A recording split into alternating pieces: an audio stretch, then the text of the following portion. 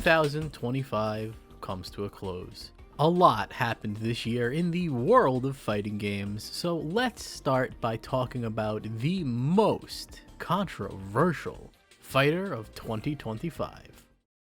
Fatal Fury: City of the Wolves marks the return of the legendary Fatal Fury series. City of the Wolves is a 1v1 fighter that builds on its predecessor Mark of the Wolves, adding EX moves and bringing back Just Defense, the top system now called SPG, and introducing the REV system. REV is a meter that allows you to use and cancel EX moves whenever you want, access powerful hitting gear supers, and use REV Blow, an armored attack, as long as you're in SPG. However, hit 100% and you lose access to all of that, and you can be guard broken. Most of the Mark of the Wolves characters return, with old favorites like Mai joining the roster, alongside some new faces and the worst guest characters in fighting game history. Before City of the Wolves came out, it was marred in controversy. The beta tests had their fair share of problems, and the guest characters generated negative hype. What doesn't help was the aggressive advertising this game had, which just put it under more scrutiny. Release problems aside, City of the Wolves isn't a fatal flop. It's another great fighting game from SNK with tons of mechanical depth and cool characters. Although, it does have a top tier problem. Throughout the game's first season, Kain and Hotaru have dominated the meta. With millions of dollars on the line, pro players have little reason to switch. The game received a number of quality of life updates, including an overhauled ranked mode, improved tutorials, new combo trials, and vastly expanded training mode. City of the Wolves also received a full season of characters: Andy, Joe, Mr. Big, and two guest characters from the Street Fighter series, Ken and Chun-Li. They're nice additions and represent their series well, but City of the Wolves needs more Fatal Fury characters. But I'll gladly take any Street Fighter character over a soccer player and some random nobody. Season 2 is on the horizon. All SNK needs to do is release a good patch that makes more characters viable, and allow people to buy the game without the season pass for a discounted price. The game is on sale for $20 until January 5th, so now is the best time to jump into the City of the Wolves. HunterxHunter Nen Impact is the latest fighting game from veteran developer Aiding. If you're not familiar with them, they're the developers behind Tatsunoko vs. Capcom, Fate Unlimited Codes, DNF Duel, and Marvel vs. Capcom 3. Marvel 3 is an obvious inspiration for this one, as it's basically Marvel 3 with HunterxHunter characters. It's got everything you'd expect a fast-paced 3v3 tag game would have, except classic inputs, because Nen Impact is a simple input-only game. I could overlook that, but this game is also lacking in single-player content, the online netcode is subpar, and the game doesn't even have crossplay. Not to mention, the graphics look worse than 2015's Guilty Gear Xrd. It's clearly not the developer's fault, because the creativity is still there in the gameplay. My best guess is the publisher Bushiroad tried to make the game as cheap as possible, and this is the result. It doesn't help that the game is $60, a price that is hard to justify due to the aforementioned issues. A game like this would have been acceptable in the mid-2010s, but the 2020s are halfway done and fighting game players expect more these days. And it seems like players voted with their wallets this time, because I've seen nobody talk about this game. This game doesn't even have haters. The silence speaks volumes. Simply, HunterxHunter Nen Impact had no impact. Formerly known as Project L, Riot Games released their long-anticipated free-to-play fighting game set in the League of Legends universe, 2XKO. Or did they? As of October 2025, it was released in early access for PC, with a console release coming in January of 2026. As it stands, there is very little content and the game is receiving monthly changes. That makes it pretty hard to talk about. In a year from now, the game could very well be a completely different beast. What I can tell you about this game is the controls are cluttered, and I'm really not sold on those simplified inputs. The tag mechanics are the most interesting thing about 2XKO. Fuses are gameplay modifiers that change the tag dynamics, even letting you forego tagging entirely if you just want to play one character. You can also grab a friend and play on the same team, something last seen in Street Fighter Cross Tekken. The game looks nice, the netcode works great, and I'm excited to see how 2XKO is going to evolve in the coming months. If you're on the fence about this one, wait until the console release and give 2XKO a shot. You've got nothing to lose. With the new fighters out of the way, let's check in on some of our old favorites. Street Fighter 6 entered its third year in 2025, and honestly, it feels like the game is in limbo. Between this year and last year, Street Fighter 6's second season wrapped up adding Elena. Now we're halfway through the third season with Sagat and C. Viper, with Alex and Ingrid to release sometime in 2026. The game may be getting more characters, costumes, story missions, but it's not getting the one thing it really needs that every other Street Fighter before it had at this point in its lifespan: a revision/expansion. The system mechanics remain mostly untouched, and things that have been bothering people since day one still persist today. It's really crazy to think about because every other Street Fighter at this point in their lifespan had gotten something new that revitalized the game. I think Capcom are afraid to make major changes and risk upsetting the balance of things, but no Street Fighter game came out great on the first try. Just take a look at Street Fighter 3 and Street Fighter 5. Both games benefited greatly from their revisions. Street Fighter 6 is a great fighting game that could be so much more. In the 6 years of doing this series, I don't think I've seen such a negative reaction to a balance patch like I did for Tekken 8 Season 2. I mean, wow. For those unaware, Tekken's second season has been extremely controversial because it's taken the balance of the game in a hyper-aggressive direction. There is a particular obsession with stances and 50-50 situations. Tekken has historically been a game with strong defensive options, and seeing it taken in this direction is confusing. Balance aside, 4 new characters joined the roster: Anna, Fakuram, Armored King, and newcomer Mierizo. It was announced that series creator Harada would be retiring at the end of 2025.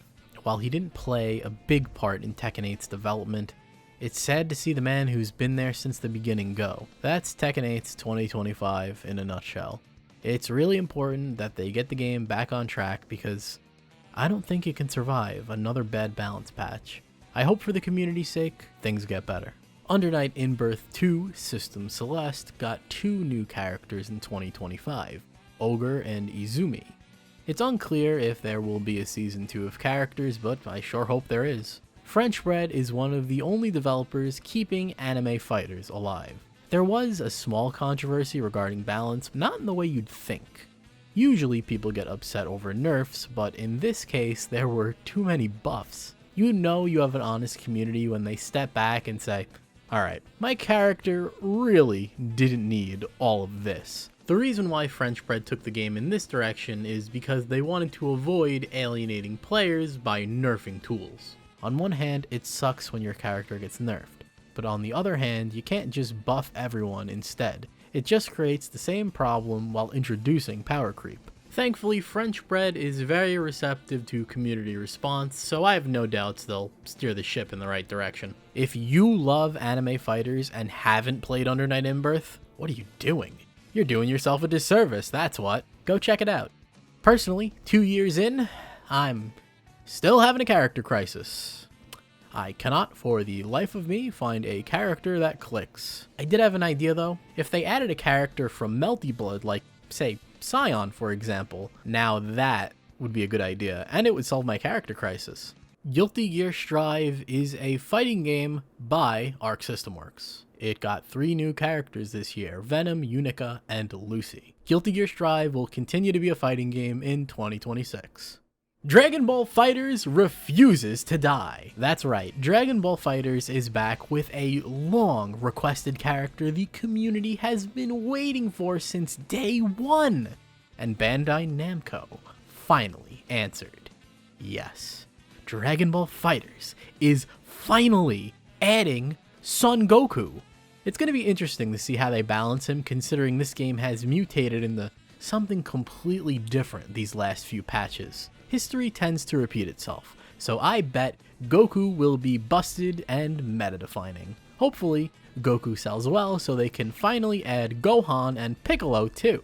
Let's step back into the Granblue fantasy. Granblue's second season added Sandalphon, Galleon, Wilness, and Meg, with Ilsa coming in early 2026. New ranks were added for the best of the best, along with some balance patches. I haven't played the game since the start of Season 2, but other than the new characters, it seems like not much has changed, and that's super disappointing. Everything I said last year still stands. The game feels too samey thanks to the strong system mechanics. I still think Rising is a great game, but if you don't fall in love with it, you can get bored fast. Granblue is in a similar spot to Street Fighter 6. It needs a shakeup.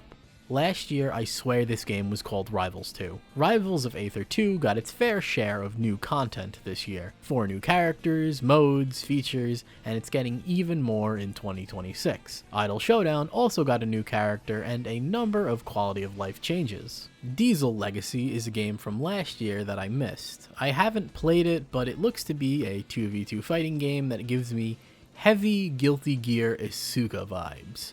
If you like that game and always wanted a sequel, this might be the fighter for you. Next, let's take a look at the fighting games that got re-released this year. The Virtua Fighter series returned to the world of fighting games with Virtua Fighter 5 REVO. REVO is another iteration of Virtua Fighter 5, which will be 20 years old this year, July 12th, 2026. Isn't that crazy? This was a budget release for about $20 US, releasing in an incredibly bare-bones state. Thankfully, Sega didn't give up on this one, and earlier this year gave this game a massive update. It added new tutorials, single-player content, character customization, Drzuul as paid DLC, and most importantly, crossplay. Yep, Virtua Fighter 5 is now available on modern consoles. It's great to see Sega sticking with Virtua Fighter. They addressed so many issues with this release, and now that $20 price tag feels like a steal.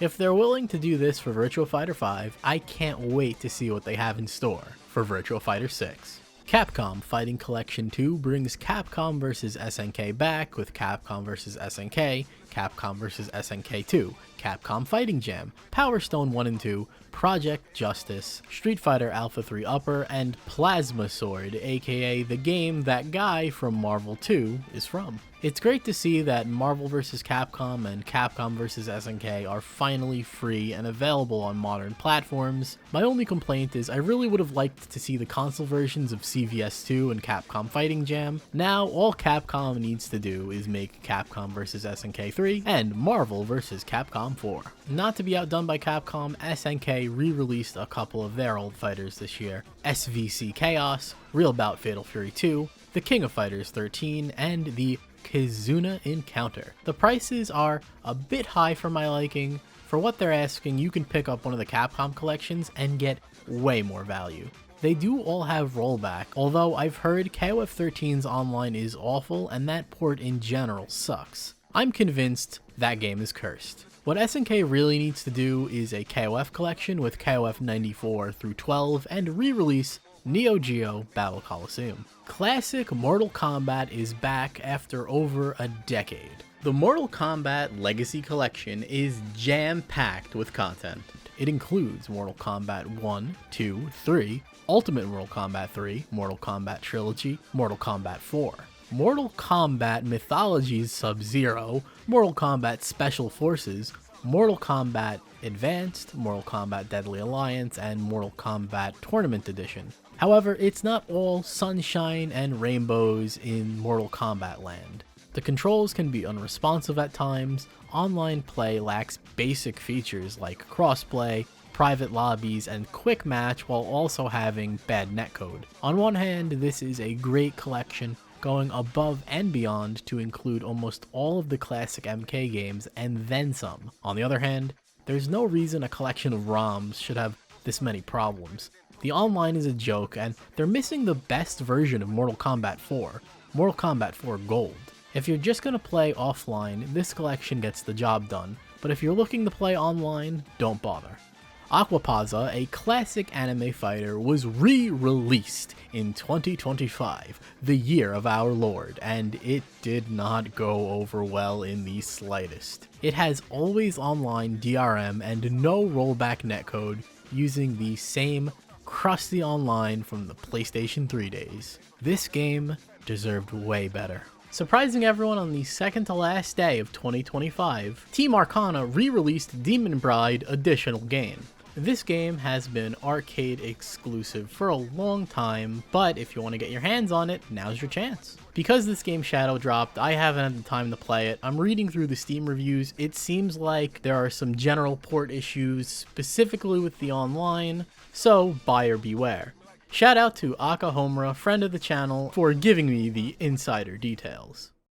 Now for my favorite part, the future of fighting games. Let's see what 2026 has in store. Marvel Tokon is Arc System Works' next fighting game. Tokon takes an Eastern spin on Western comic book characters, throwing them into a chaotic 4v4 tag team fighting game. Arc System Works consistently delivers beautiful, cel-shaded graphics and animations. Tokon is no exception. This game looks amazing. A lot of comparisons have been made to the Marvel vs. Capcom series for obvious reasons, but Tokon should be treated as its own thing. Honestly, it looks more like a sequel to the King of Fighters 2001 gameplay-wise, with a little dash of strive. There was a closed beta recently, and this generated a lot of cope. Maybe they'll change it, guys. Arc System Works isn't changing anything. This is simply their vision. Go into this one with an open mind and don't be surprised if the game is simpler than you expected. Invincible Versus is another tag fighter, but this one has bad lighting.